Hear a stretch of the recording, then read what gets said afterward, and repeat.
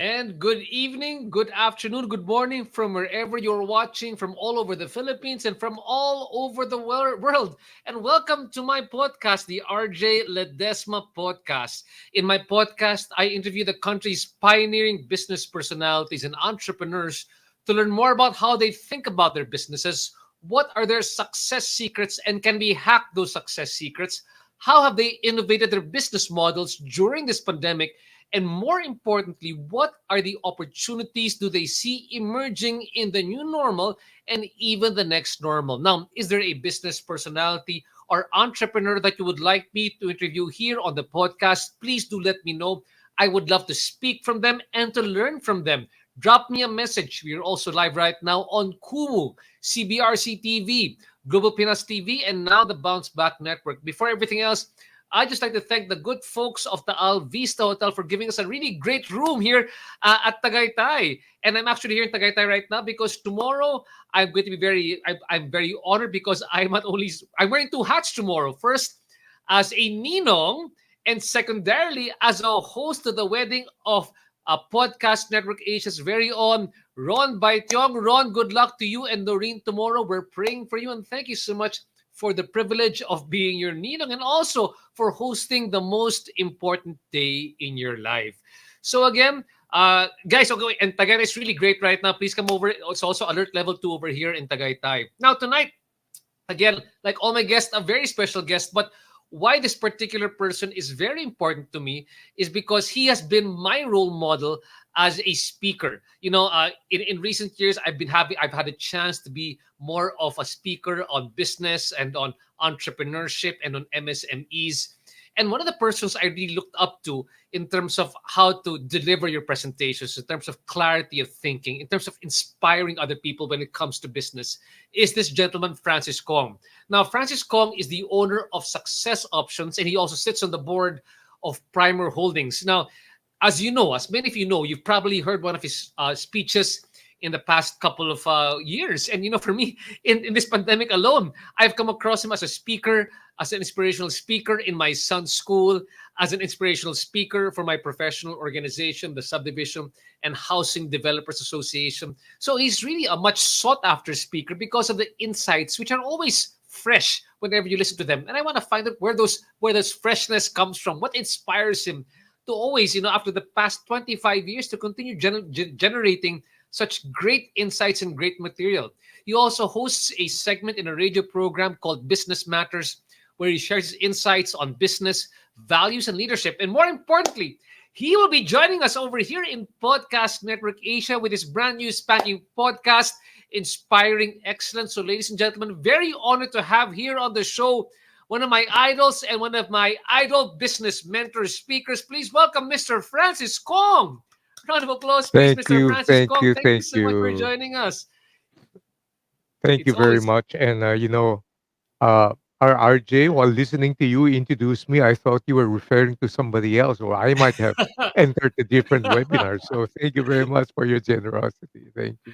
And thank you for your time, Francis. You know what? It's always very fun to speak together with you. Usually, for those who don't know, I usually speak alongside Francis, or I will be the moderator or the host speaking together with Francis.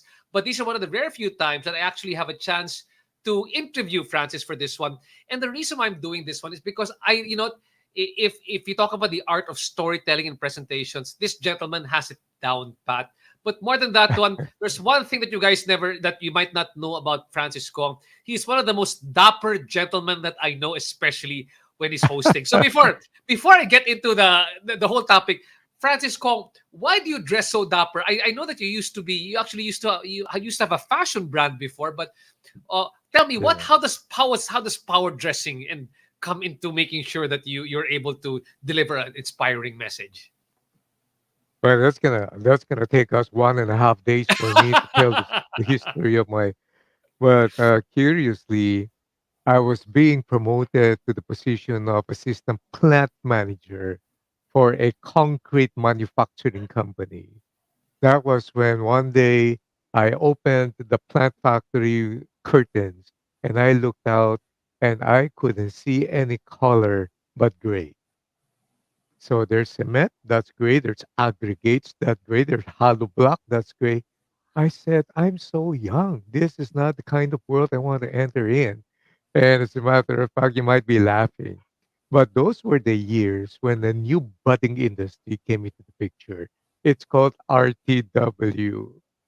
So ready to wear now, manufactured in mass scale, triggered my curiosity.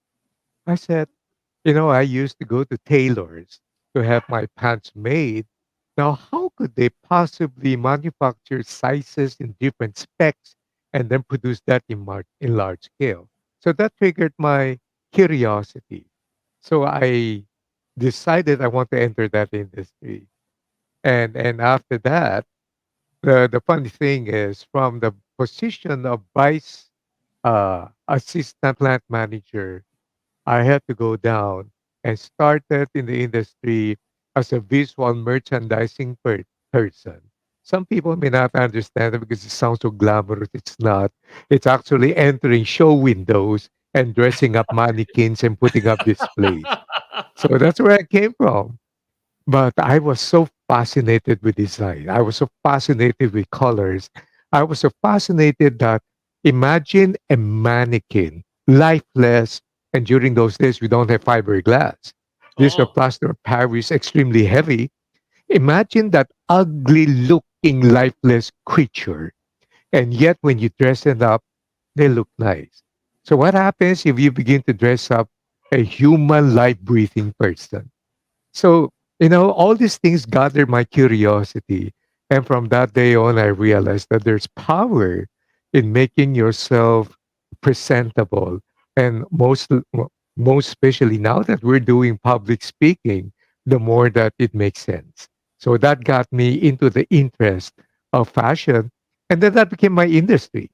So I created a local jeans brand, created a name there, and entered into the retail of an Italian jeans brand, ran it for about 3 or 4 years. So that's where I am. And that's why I'm extremely picky. No one in my family can dare choose the clothes for me. That's one thing they don't touch. So shoes, watches, shirt, nobody touches it. I'm the only one who can and they've given up. They used to buy ties, they used to buy shirt for me for my birthday or for certain occasions, and I would say, "Thank you, I love you." Then I would quietly go back to the store and exchange it for something else. So they knew about that. And having said that, Francis, I hope you don't mind that there are people here listening here right now. They're going, "Wow, that's a really great story." But then, what exactly defines how you should dress literally for success, or for good presentation. How does it, over the years, how do you equate, dressing well to doing well, I guess, in work, or performing well or practicing well? A lot of people think that dressing well is just all arts. No, there's a science behind it. Like, for example, I'm extremely interested in psychology. So, have you ever wondered why Ferrari sells the most in what color? RJ, Yellow, what blue, color red. Ferrari sells the best? It's red. It's actually called fiery red. Hmm. So, red is always associated with passion. It is one way of reflecting the source of life, blood. So there's got to be passion. So if you want to project something like you're passionate and something like you're vibrant and you're full of life, you were red. Now, pink, amazingly, got not a lot of gentlemen are comfortable with pink, but I love pink. Pink actually is a psychological color. Do you know that in prison cells in America, they paint the compound pink? Because if I were to go out and to deal with a very difficult customer and a client, I wear pink. Pink actually softens up the person looking at the color. Mm, Yellow represents sunny disposition. So if you're gonna be wearing yellow, that means you're a sunny person, you're optimistic. Black exudes power. Black now shows authority. White, well, obviously, it white is supposed to show that this person is pure, this person is not dirty, and then blue. It all depends on the different shade, by the way. Blue now, a little bit more on the near midnight blue, would represent integrity. So even in advertising, they study this. That's why, in terms of layouts and colors, they know the psychology behind colors. So I there's a see. little bit of science behind. Yeah. Wow, fantastic. So people are listening, they're getting a bit of psychology and power dressing here at the same time from Francis Kong. Now, Francis, I hope you don't mind right now. Both of us were both speakers, but you got more breadth and depth of experience versus I do. And this is the interesting thing that, not to make you sound dated, but you've been here since probably the last biggest economic crisis that happened to the Philippines, which changed everything, was about probably 1983, right? During the Aquino, the Marcos administration transitioning to people power. That means it was a very tough time for the country. One of the biggest droughts in Yes. terms of the economy was there. And now this is another big drought. Correct. And you've seen, what are you seeing right now in terms of the similarities and differences between those two situations, as to how the country is dealing with it? Are you seeing common denominators as to how things were during that time and how things are also during this time? Um, Mas grabe ba to, or kasing grabe ito sa nangyari noon? What are your thoughts on that one? I'm Yeah. curious to know. Uh, One of the worst economic situation we had was, you were right, during the terrible political struggle that the country went through. 20 years of rule, and then the transition to people power, and then the assassination of Ninoy. I Mhm. remember during those days, I opened up a tiny little itsy bitsy yellow polka dot grocery shop in Oh, Alabang. And you can't even afford to find stuff that you can put on your shelves. Those were terrible days. As a matter of fact, if you were to loan money and you were to borrow money, they would charge you as high as 45% interest. wow. That's called Jobo bills, by the way. How are you Oh, going to make money out of that, right? So, needless to say, my grocery could not stand and it closes. Those were terrible days. And then things begin to pick up a little bit, a little bit. And then you had the 1997 Asian financial crisis. Now, not a lot of people know this. It wasn't really a financial crisis. They cushioned it. It was a banking crisis. And that time, there were so many businesses that closed. Now, out of that, and then later on, you have the 911, you have the 2007, 2009 subprime mortgage debacle, sending the whole world into recession. This one is terrible because it deals with health. This one is terrible because it imperils the lives. But in terms of economic challenge, this is not as bad as when we were. Why is that so? Because we learn from the lessons.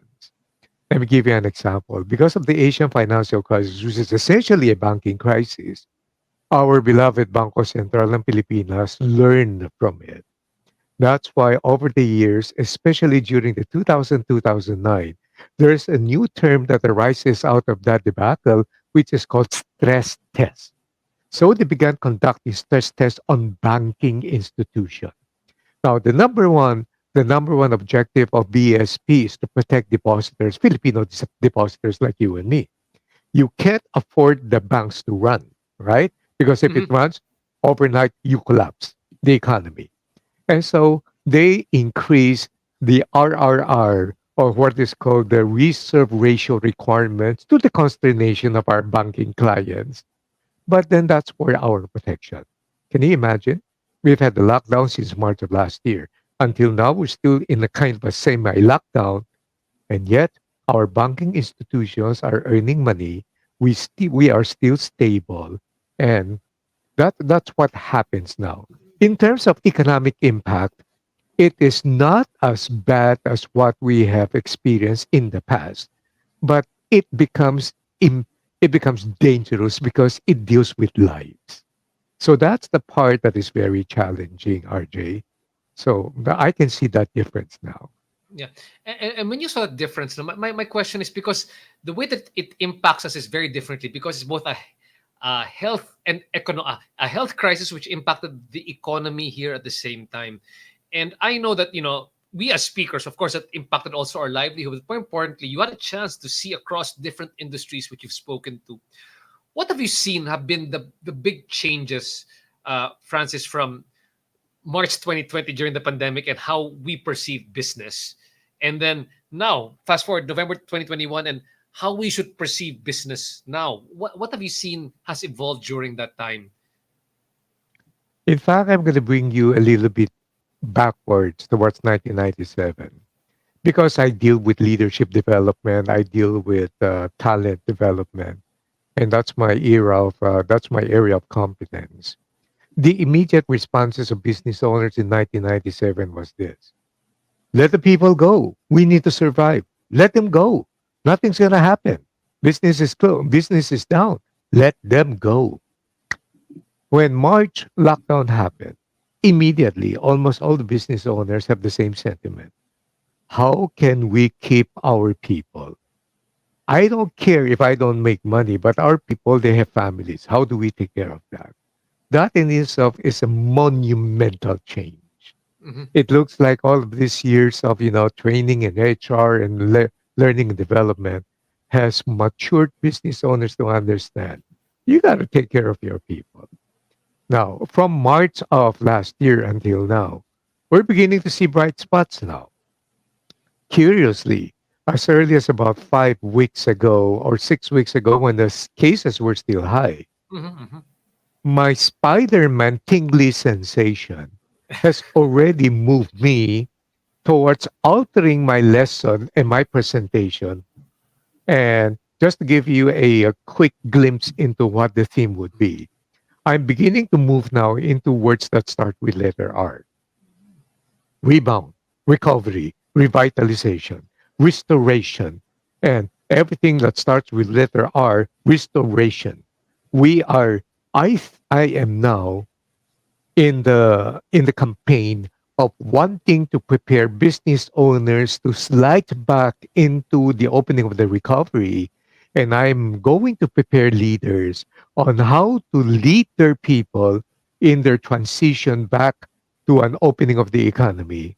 And I am going to prepare both parties to make them understand the changes that we are going to enter now is going to be similar in terms of massive changes during the 80s and the 90s. But this one is different. This one now is equipped with technology that's going to accelerate the change a lot more. So it's going to be a delicate balance of how are you going to pace yourself from almost 2 years of grinding through every day into entering the recovery phase, and yet not going in too fast because that's going to kill your people and even leaders themselves. You have to learn how to pace yourself in this going back, and at the same time, not to be too slow to be left behind because technology is going to accelerate that change as we enter into this new reality. Now, having said that, I find this very interesting that, you know what, when we entered this crisis, there were two mindsets for people coming in, right? The first mindset was saying, okay, we just have to survive to let this crisis pass so we can get back to doing business the way we used to do it before. And you have to admit, there are still people who are in that same sort of mindset. And I Mhm. belong to the F&B industry also in one sense, right? So para there are many of those who just said, okay, let's just wait this out so we can come back again and do what we were doing before. And there were others who said, this has irreparably changed the way that we do business. So let's embrace changing everything. And it's going to be difficult, but we've got to do it because if not, we will become obsolete or die. Um, what do you think of those two? Are they two mutually exclusive mindsets? And more importantly, the one who didn't want to change for the better, was he in a better position? Was he in a worse position? And the guy who wanted to change everything, was he in a better position? That's a fantastic question. And I'm going to give you an answer that is not objective at all. It's going to be subjective because when I was handling garments, for every 10 pairs of designs I launch into the market, I expect something like 7 designs will fail. But the 2 or 3 designs that make it, it's gonna not just recover the losses, but earn me a modest profit. And so when people ask me, Francis, are you in the business of manufacturing jeans? I said, no. I'm in the business of managing failures. That's one. Secondly, there was no way for me to compete with the foreign brands. Their advertising campaign for 1 month is beyond our capital for our entire business. So I have to look at it this way. If you are so huge and you are a battleship, you've got mighty power. But a battleship will have to move slow. It takes them 10 nautical miles to make a U-turn. I don't have those power. I don't have those resources. Therefore, I should function like a speedboat. Takes me a few seconds for me to turn. That's why there's no other way for me to compete against these big ones, but to come up with nonstop innovation, new designs, innovations, kill the obsolete one, make use of the new ones, and then come up with, churn out with new ones. That's why I premise that as not being objective. So there's a saying now, if you keep on focusing on the problem, you're going to have more problems. But if you keep on focusing on solutions, it will open up opportunities. When the lockdown happened, 100% of my engagements were canceled. So were yours, I'm sure, I'm right? sure. You're very much So, sure. uh, but I've been averaging about 300 seminars for the last 12 years to 15 years of my life. Suddenly, everything went blank. So I thought to myself, and I said, Lord, is this your way of telling me it's time for me to retire? But then that fighting spirit and innovative spirit was still with me. So I said, I'm going to watch out and I'm going to monitor things that are happening. Meanwhile, I don't want to be idle. I will focus on studying the development every single day and try to figure out where will be the opportunities here. And I found it. The opportunities are webinars. And that's why today I'm averaging about 280 plus, and the year's not yet over. I think I'm going to hit 300 again. Everything now is in webinar, and I'm reaching out and I'm covering a wider space. And so I was focusing on the opportunities, on the solutions, and then it opens up opportunities. But I will never, it's not part of my DNA to keep on saying the pandemic is still here. We got to wait it out. Meanwhile, we survive. Survival is not in my vocabulary. What kind of life are you living anyway? Survival means you're 50-50. That ain't life. So we have to either put in a big push and then try to work for something that is innovative and then or you're going to make mistakes, obviously. But it's better to start something and then pivot and adjust rather than just waiting for the times to get better. That way you're sure loss. Yeah. So that's my personal take on this. So Yeah. I love what you're saying, especially what really resonated with me in our conversation is that you picked up a lot of innovation coming actually from the garment industry. I mean, Josiah Go Exactly. often tells us sometimes that innovation comes from when you borrow something from another industry and you get the learnings from there, then move it into another industry. So gamit mo sa retail was something that you were able to use in your speaking engagements in the other companies that you do as well. Having said that, no, and you said you have to have that innovative spirit. Usually people keep on saying, how does innovation start? Where does innovation come from? Like for myself, I have my own notion of what innovation is, but uh, what is your sort of like your formula for the innovative spirit that you have? Is it something that just is like a creative spark, or is it something that I Yeah, can turn yeah. into a formula? Well, one thing we need to understand is innovation doesn't mean sitting under a Bodhi tree, waiting to be hit by a bolt of lightning until you achieve nirvana and then you have this eureka and then this light bulb opens up. No way. There are two aspects about innovation that you need to understand. Number one is to challenge yourself on how you can maintain constant improvement. Now, the improvement doesn't have to be huge and dramatic, but there's got to be improvement, incremental change, incremental improvement. That's one part of innovation. The other part of innovation is experimentation. And so, as you mentioned, you borrow ideas from somewhere else and then you experiment with it, but you don't leave the core. The core is still there. Mhm. Yeah, as I said, the one most important lesson that we have learned during this lockdown is that methodologies change, behaviors change, but the mission remains the same. You don't deviate from the mission. A lot of people get into trouble because, yeah, sure, they want to innovate, then they lose their core. What is our core anyway? Our core is to educate people. Our core now is to develop people. Our core is to teach people on how to become better leaders. I don't lose that. That's still there. But the methodology of doing things now is entirely different. Mhm. So that for me are two important ingredients. The constant push to improve yourself, as the Japanese would say, kaizen, the continuous Kaizen. journey for Mhm. improvement, and secondly, this is now taking experimentation and bold steps to try something that you've never tried before Yeah. without You, losing the core. what you remind me of is not losing the core is sort of what Simon Sinek says. You start with why. What is the why of the business? And the why of the business of success options is really, um, you know, educating people, educating better leaders, and that's Hmm. basically how you pivoted around it. Having said that, I've got a comment here in the chat box from my good friend, Boss Andy Manyala. Hi, Boss RJ, just got down from Taal. Nagkasalisi tayo, Boss Andy. I'm gonna caught you here in Tagaytay. Can't miss this session with my idol. I'm a real follower of Sir Francis. So am I. I'm a big follower of Sir Thank Francis you. as well, Boss Andy. And if you got questions for Francis Kong, anybody listening here right now, please put in the chat box. Would love to ask it to him as well. Having said Thank that, you. Francis, no, I mean, many people you say stick to your core or understand what is your why in moving forward with the business. And Hmm. during this time, I'm sure you've also had to speak to industries which were gravely impacted because of the health, because of the health issue that had a difficulty moving forward.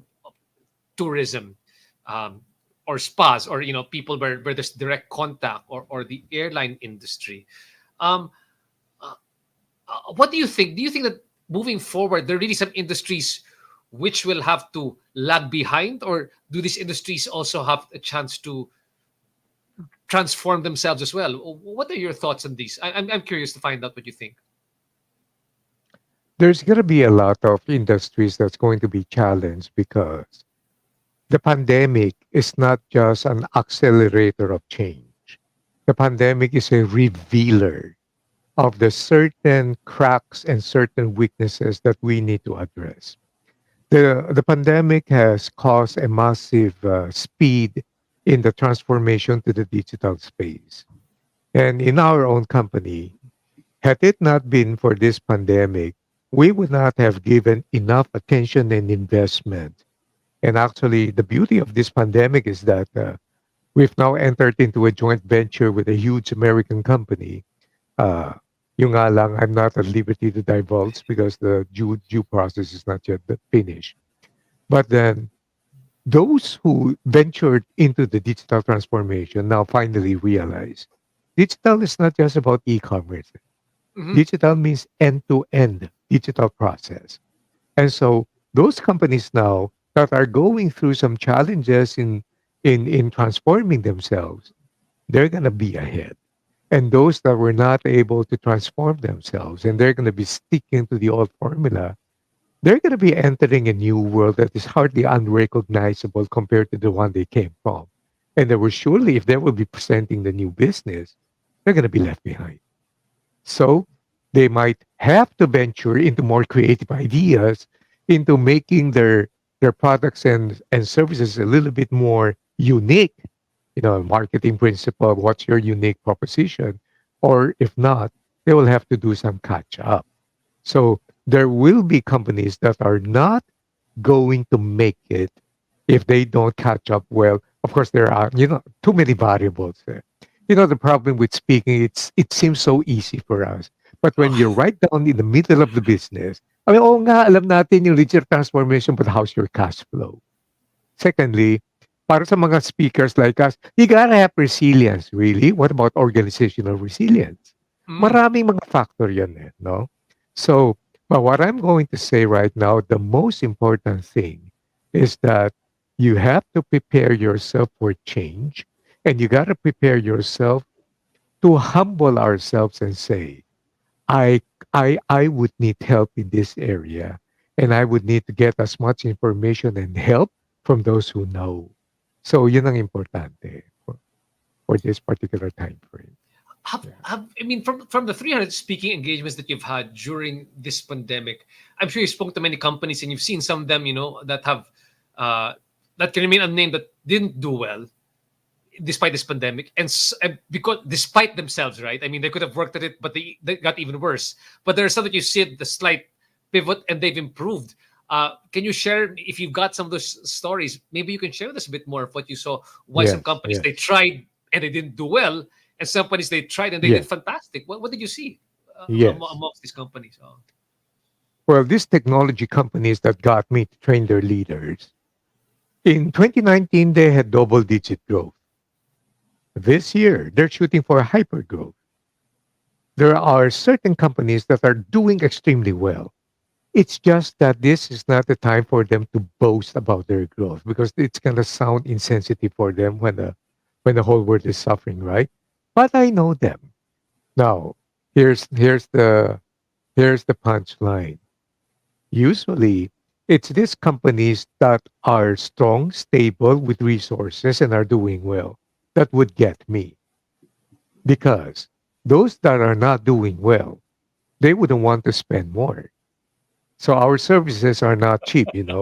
Therefore, kaya, so they would want to get me to prepare their people to be ready to face a new world now and to let them understand. With all these webinars that I've given, they can pretty be categorized into three things. Number one, they want their leaders to understand the new skills required for entering the new reality. Number two, they want their people to know that their company values them. And that's why they're asking me to come in.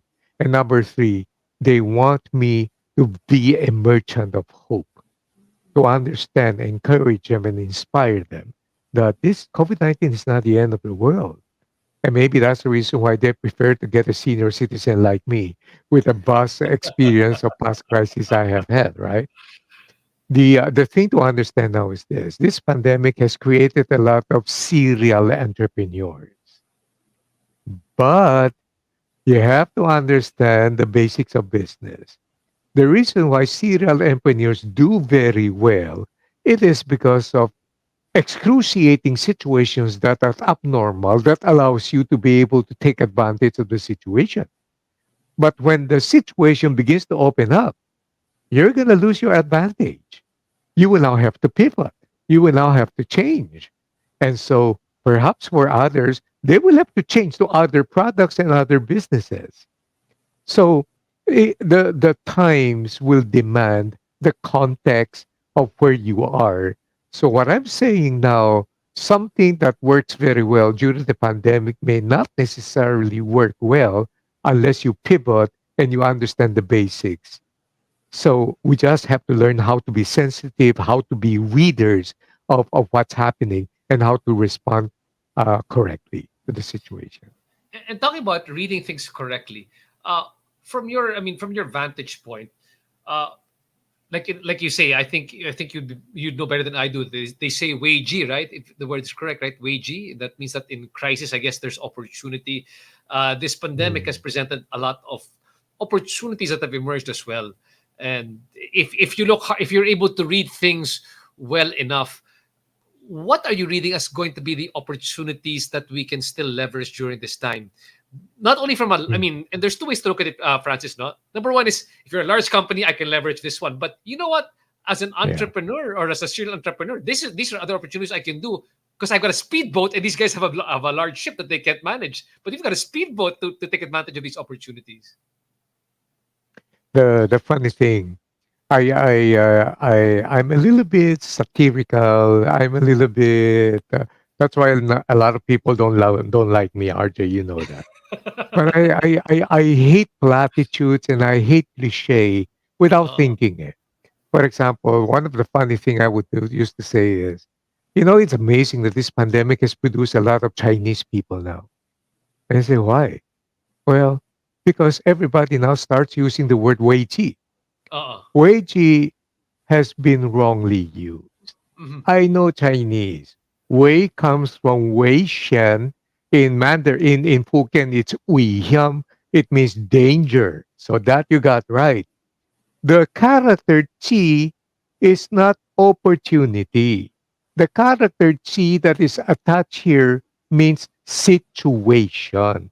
So it means a dangerous situation. But I think it was one of the former US presidents who used it, and it Yes. sounds so nice. So let's just leave it there at that. Sounds so esoteric, di ba? Technically, Sounds esoteric. Wow, it sounds yes, classic old wisdom, yes, ancient wisdom, right? sounds so nice. But it's not technically correct. Mhm. Now, here's the common sense behind crisis. Crisis disrupts. Crisis reshuffles the whole situation. Therefore, crisis creates new problems. And when there are new problems, they require new solutions. Therefore, the new solutions offer you opportunity if you know how to meet those needs and to solve those problems. And this is why I am so anti what we have been taught a long time ago in business school. The purpose of doing business is to make a profit. Of course not. Are you kidding me? The purpose of doing business is not to make a profit. Whether you make a profit or you suffer a loss, those are not the purposes. Those are the outcomes, all right? The purpose of doing business is to meet and fulfill a need. Where do needs come from? Needs come from problems. So if you're able to provide a product or an offering or a service that can solve problems, you're in business. So here's where the entrepreneurial mind operates because that's your favorite topic, RJ. If you are just concerned with a job and a problem arises, what's the typical response? Ano ba yan? Hindi pa tapos yung problema ko. Eto na naman, may problema na naman. Hindi ako bibigyan ng katahimikan. Wala na akong peace dito sa buhay. Puro problema. You present the same problem to the business owner. Sir Francis, may problema tayo. Ano yung problem? Mhm. So, saan ba nanggaling yan? Okay? So, anong solution mo dyan? Okay, here's the critical question. Paano tayo kikita dyan? Baka mag-upsell ka na. Baka naman kaya nagkaroon ng problem na may kulang yan. Ano yung kulang yan? Let's provide that client. And so, that is the reason why crisis creates opportunities because it disrupts and it creates new problems. And there are many people who are going to be very, very successful because they have discovered the solutions to the newly formed problems. And there will be those people who keep on looking at the problems and they're going to be encountering more problems because they won't be in the mind frame to be able to see the opportunities lying ahead of them. And having said that, are you seeing any particular, I guess, industries or trends or something that people can say, hey, this looks like an industry to enter into right now, or something that can be further leveraged or grown or scaled during this particular time? Oh yes. The what the pandemic has done, it has challenged customer loyalty. No. So you gotta watch out for this, RJ. For example, what is utmost now? What the pandemic has taught people is that we have been trained to stay home longer. Hmm. So the home economy is still going to be there. So the e-commerce will still be there. Secondly, health now is at the top of the conscious mind. This is why today I'm saying that health today is the new wealth, and health is the new consciousness, and health is the new luxury. It's a good thing I've been blessed. The Lord has been so kind to me and merciful. I'm a brand ambassador for a supplement brand that is sobrang expensive and I have allocation. I am now a brand ambassador for a newly minted scientific device. It's a machine that converts water and then through its scientific process makes it become an antioxidant thing that provides energy and everything else. Had I not been an ambassador for that, that device now I have in my home installed for me, that thing costs 235,000 pesos. And now when because I'll be willing to spend money for the health benefit of my kids. I bought each one of them a small appliance. Can you imagine, RJ? I was willing to shell out 9,500 pesos for eight of us in the family for a mask that's battery operated, that is classified as small appliance by a Korean brand. This health consciousness now has risen up. Apart from that, it's of course the IT industry, the software industry, but you gotta watch out now for those who are selling laptops and computers and hardware. They will be experiencing a little bit of a slowdown when things open up. Why? They bought a lot. You gotta wait for them to wear and tear their equipment before they start buying now new things. So that's what life is. And the one thing that has driven me over the years is this: life and business are the same. It's always seasonal. Business is always cyclical. You have to identify where in the cycle you are in and where in the seasons you are now operating in. And if you can with objectivity and a fairly amount of accuracy identify where you are, you're in a good space. You would know what to do. And having said that, we've got Rico Ibanez saying over here, well said, Sir Francis. So, ayan, Claire, Thank you, pag-picture naman Rico. yung comment na yan. Well said, Sir Francis. And we also have over here Paul Laksamana commenting, Sir Francis is a real-life white wizard. Naka-white na, white wizard na naka-white pa sa of business. Thanks, RJ, for another wisdom-filled episode. More power. Thanks so much, Paul, and the rest for continuing to listen to the podcast. And you know what, like I said, a lot of great learnings going on over here. And I'm not sure if any of you have had a chance to actually listen to one of the talks that Francis has given, in different fora. And one of the best things I like is really the story of his entrepreneurial journey as well. Because why do I feel for him, or why do I feel like a kindred spirit in him? Is because technically I also come from a business background, but I do a lot of speaking. Speaking and hosting is one of my first loves, similar to Mr. Francis Kong. I mean, he actually has a business background, but right now he's parlayed a lot of his knowledge, I guess, into doing speaking engagements, or speaking on. empowering people to become better. Over here, one more comment from G Montilla. Good evening, Sir Francis Kong and Sir RG. Hi, G. Thank you so much for Good listening to evening. us. Good So, evening. Francis, maybe we can help people a bit more to understand your own entrepreneurial journey rather. Like, how did you end up from being as you said, no, naging plant manager ka ng semento, naging visual merchandiser ka, naggawa ka ng sariling brand. Where's that brand right now? Biglang naging speaker ka na. Please share with us the secret origin of Francis Kong. How did it go from there to where you are right now? Well, I consider my story boring, but actually, the core of everything stems from a negative energy channeled towards positive output. It goes beyond my start in the world of it. I'm first generation entrepreneur, by the way. My father was a bookkeeper. My mom never worked a single day in her life. She's a full-time housewife. And I live 72 and a half steps away from a Chinese school. That's why I was late every morning. My alarm clock is bayang magiliw, so that's time for me to wake up. And I always felt that negative energy of inggit. Bakit yung mga kaklase ko ang yayaman? So at very early pa lang, I have an analytical mindset eh. Sabi ko, these guys, these crazy guys, they don't have to do anything. They just wait for their parents to die. And they're gonna inherit the business and they're gonna be in a better place. Me, where am I gonna start?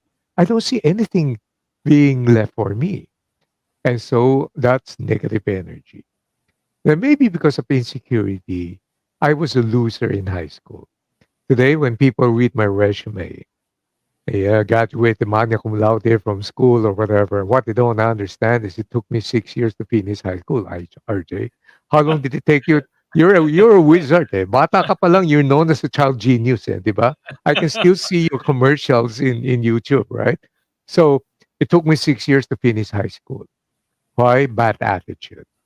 And that's why I keep on saying I earned my PhD in high school. PhD means passing high school with difficulty. And then some wise guy says, no, Francis, for you, PhD means permanent head damage. And I think they're right. And so the girlfriend of mine who would become my wife, out of sheer embarrassment, she was first year high school, I was second year high school. When she graduated and went to UST, I had to repeat my fourth year. And I was a topic of an emergency meeting of her aunties. These Chinese aunties, there were so many of them. They had an emergency meeting and I was the agenda. They were forcing her to leave me. And there's the crucial question. Are you sure you're going to give your life to a loser, the guy who can't even pass high school? So how could you blame them? But that negative energy made me so mad such that when I entered college, I decided to do something I've never done before in my life. I studied. And so I realized I gotta recover my 2 years. And I have to fight that reputation in high school of being the dumbest kid in school. The only way I can do that, graduating alone will not hack it. I gotta end up with some Latin honors, which I was able to do so. That kind of negative energy brought me into the garments industry, where in my first entry after resigning from that cement company, which was not meant for me, I started my work as a humble visual merchandiser, changing clothes in the mannequin. But that negative energy was still there. I said, I'm not gonna stay here forever because I met my high school, my college buddies, and they were laughing at me. Oh, pare, di ba yun ang scholar na kaya ayoko maging scholar, pare. Kita mo, nagbibihis na mannequin. Bading, bading. I mean, that's kind of hurtful, right? So I said, Oh. I'm gonna prove these people wrong. So I said, this is a temporary thing. And then, God is a architect of events. He made me appreciate reading. So I got hooked with the books of Zig Ziglar, Jim Rohn, Dennis Waitley. I finally became friends with Dr. Dennis Waitley. I finally represented Zig Ziglar in his training program. And that got me promoted because I now was packed with so much information. And I showed initiative. Ang tapang ko, RJ, eh. Kahit hindi ko role, Sir, bakit hindi natin gawin ganito? Bakit pwede natin i-innovate to? In 4 years' time, from the entry level as mannequin changer, I become GM of that company and created Wow. a name in the industry. So some people come in with extra money, lacking in knowledge. They were looking for people with knowledge, lacking in money, and that's me. So we formed Company B in 1985. And that's where Joe Marichan was my model, maneuvers were my model. And so, but in the process of selling pants and jeans, I look at this veteran salesman and I said, why are these guys so lazy? They just bring their pants, they make bola-bola. Ang uso nung araw kasi RJ, magaling kang bumukilya, magaling kang salesman. Mm. That was the prevailing belief then. I'm not much of a talker, but I'm a thinker. So I said, if these guys are doing that, I won't do the same. So there I go, negative energy, channeling towards positive outcome. I started reading up on fashion magazines. I started reading up on marketing, advertising, and everything under the sun. This time, when I bring my pair of jeans, I will not just present my product.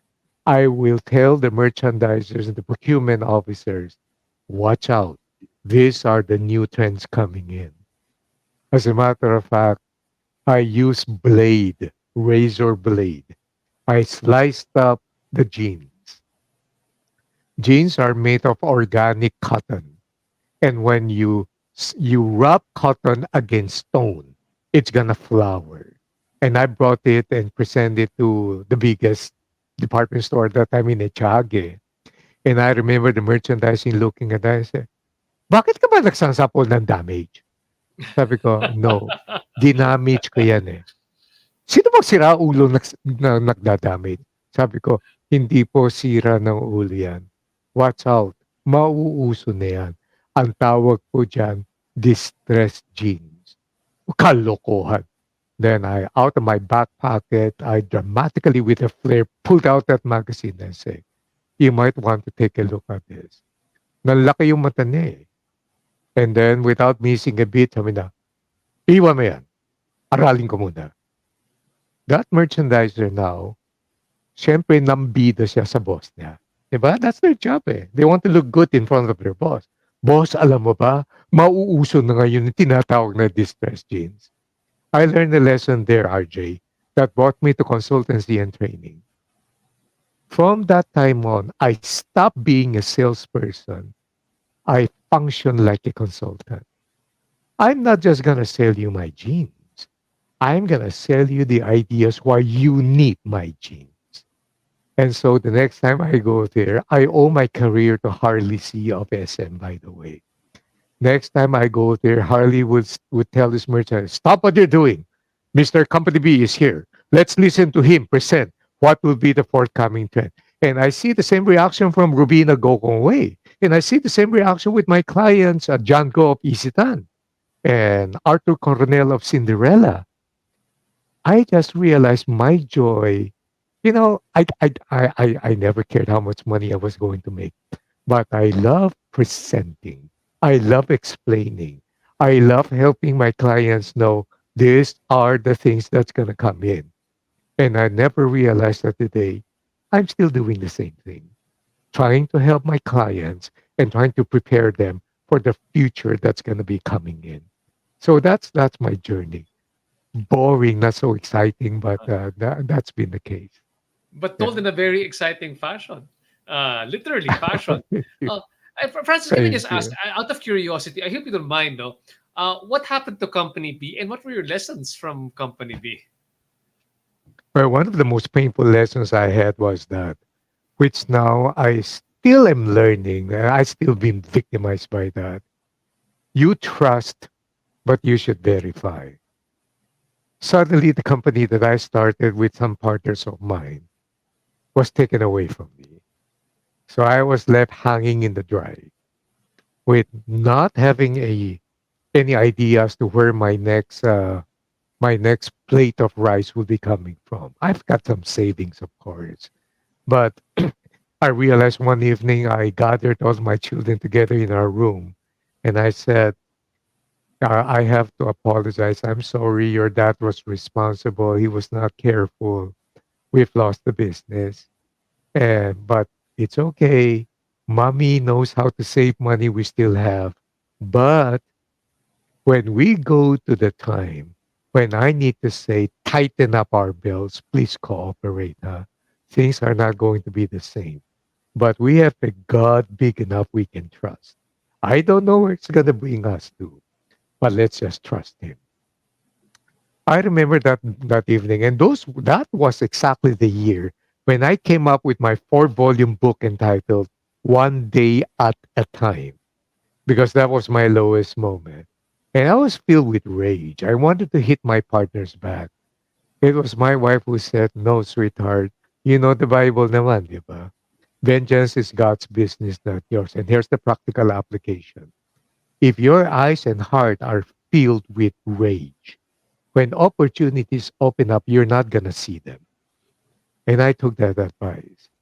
I never knew that just a few months later, there'll be an invitation for me to invest in bringing in Dr. John Maxwell and organizing a learning event.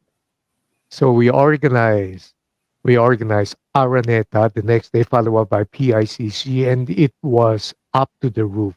It was full pack, full house. Earn a little money there. Maxwell got so impressed. He says, "Hey, why don't you guys represent my training program?" So, with the little money that I learned from that venture, I invested it again. So, I had to take the risk. I went to Atlanta to be given the imprimatur and the accreditation to be licensed to do a Maxwell training program, which we did for the next 10 years. And I formed Inspired Leadership Consultancy out of that together with my partners. That made me a professional speaker and a professional trainer. That was the start of 2005. So today, what's the lesson there? If I'm going to look back, RJ, this is what I've seen. Just when things seem to be falling apart, that might be the precise moment when God is putting the pieces in its rightful place. Had that thing not happened to me, I would have stuck it out with garments, and garments now is a sunset industry. Had not that thing not happened to me, I wouldn't have left that industry and ventured out into consultancy, which I am practicing now. Hmm, hmm. Kaya it turned out to be for the best. And that's where Romans 8:28 comes into the picture. All things work out to the best for the good to those who love him. So that's the nice part of what happened. Right there. And we have somebody saying here from Francis Aguirre Adrian. Thank you for your inspiring story, Sir Francis Kong, turning negative energy as a driving force to positive solutions. Exactly, exactly. Right. And I wish we had a lot more time, Francis. But you know what? I have to say what I truly admire about when it's two speakers speaking is that usually you're able to condense material into very very very succinct. So usually when we say something, we can make sure that we can speak within a specific time frame and deliver a very strong message. Over the RJ, years, that's a danger. That's a danger of you being a speaker and I'm being a speaker. I remember in SM MOA, we were having dinner together with another speaker, and Henry C. Jr. came and he saw the food right in front of us. And he says, "So, how are you guys speaking about the food now?" And I said, "My goodness, that's our job, right? We speak all the time." Oh, exactly, exactly. Now, over the years, you've done training programs for different programs, John Maxwell and other groups here as well, Zig Ziglar. Um, People here, I guess there are timeless truths that you've gained from all these different talks. For Right. those coming in here for the first time, listening to you and trying to say, "Oh, I didn't realize this is the fount of knowledge that Francis has." Can you share with us maybe the best? I guess leave us with the best advice that you've gotten from all the different speakers that you've had over the years and that created you as the, I guess, the leadership speaker that you are today.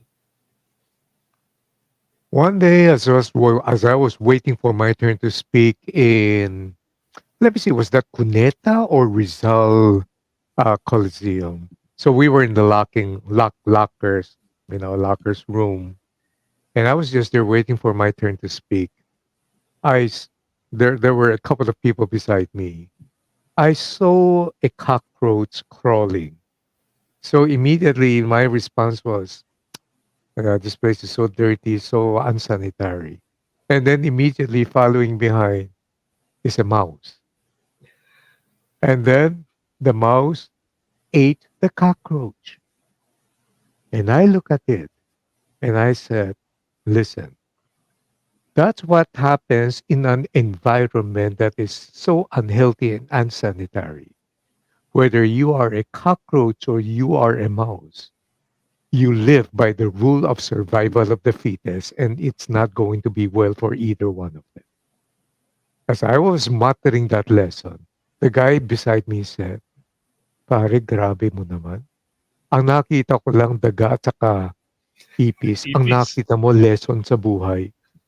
And so, I think over the years, because of that radio program that I still maintain for 24 years now, Monday to Friday, think about that. I have learned to use two words now. You and I have to be observant, and you and I have to be absorbent. You observe, you absorb the lesson, and you try to see how this fits in with my scheme, with the overall scheme of my calling and my purpose in life. And how does this work for me? That's why I can find life lessons in a slice of pizza. I can see lessons in the box of a Lazada shopping. And so I guess I'm just curious and always filled with a sense of wonder of what's the lesson here. That's why my favorite question is actually why. Why is it this way? And as brilliant and as charming and as humble as Simon Sinek is, when I got to talk to him in New York of 2019, we spent about 30 minutes in conversation. And I just realized his knowing your why is in his context very good as a resurgence of his old TED talk. Start with your why, right? But actually, for you and I, the why comes second. The who is more important. You start always with who am I before you start asking the question, why am I here? You don't start with why am I here? And then you ask, who am I? Identity precedes purpose. That's why, RJ, let me give you a funny illustration. Nakakita ka na ba ng customer na nagagalit na nagwawala? Have you ever seen one, RJ? May nakita naman ako. Yeah, yeah, I've Yes. seen. Oo. Ano ang behavior na? Hindi mo ba ako kilala? That person starts with a who eh. Wala pa akong nakitang galit na customer. Hindi mo ba alam kung bakit ako? No, it doesn't work that way. Wa- Once, once we are secure in our identity, we know God's unique plan and purpose and calling for us. Then the why enters the picture. And when the two of them drive together, it's a wonderful thing. So, yun, always be curious. Always be filled with a sense of wonder. Always be open to new adventure. Always keep on learning and always understand who you are. That way, hindi ka na maiinggit sa iba. Kung yung iba umaasenso at hindi ka pa dumarating doon. At hindi ka na magiging mayabang dahil nakikita mo yung iba wala pa dun sa posisyon mo. If you are secure in your identity, then you're virtually unshakable because you can now focus on your why. I love that. I just have one more question. If you have to be observant and absorbent, and you learn a lesson in everything that you see. So may I ask, what lesson did you pick up from our whole podcast here tonight? If you were to look at it from a macro perspective. From a macro perspective, what I can see right now is that you, RJ Ledesma, is not just a speaker. You are a learner. And Your wealth of experience also in business would allow you to be in a better position than most other speakers who have never had the privilege of a real life experience, but they are purely theoretical. What I can see right now, you've asked the right questions. I've been interviewed many times, and the questions are so predictable and you understand where they're coming from. What I can see right now is I think your podcast can help a lot of people because you are genuinely interested. Not only for the fulfillment of your personal need, because you are in the speaking business, but you genuinely want to learn because you do have businesses that you want to improve on. And that's a very good thing. So the end result of that is the people who listens and view your podcast, they get to learn. And they get to learn from the best of the best.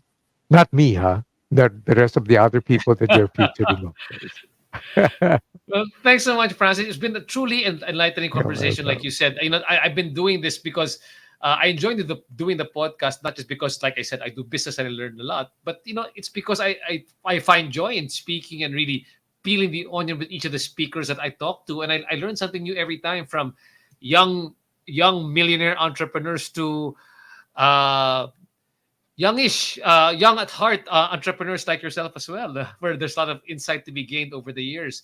Just in case there are people here who also want to be able uh, to to uh, to hear you talk or to hire you for the company for some speaking engagements, how do they get in touch with Francis Kong?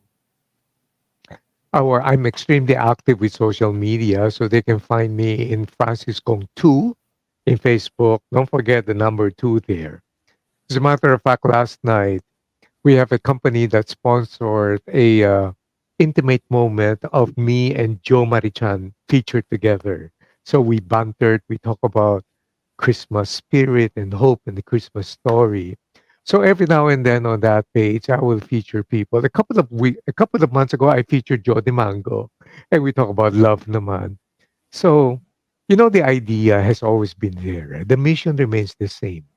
I mean, I can easily monetize these things, but I'm doing that already through the training and the other programs that I do. Mhm. But I would love really to share ideas that can help people to become better. Why? This is the abundance mindset that we need to have. When everybody improves, a rising tide lifts up all ships. That's But why right. don't we why don't we change that and say all the ships should rise up, whether the tide, no matter what the tide condition would be, and that's where the mission is. Let's rise up. Let's help lift up the ship so that everybody will be in a better place. I want everybody to be successful. Yeah, Thanks so much. And hopefully, from this podcast, we're helping raise some ships here right now, whether big or small. Again, thank you so much, Francis Kong. It's been truly an honor and a you're pleasure welcome. to have you here on the RJ Ledesma podcast. And guys, please remember, Francis Kong will be having a podcast very soon here as well on the Podcast Network Yeah. Asia, Inspiring Excellence. Again, thanks so much. We will see you in the next podcast. Have a great night, guys. Thank Thank you. you. Thank you, RJ. Thank you. Take care now. Thank you, Thank you. everybody.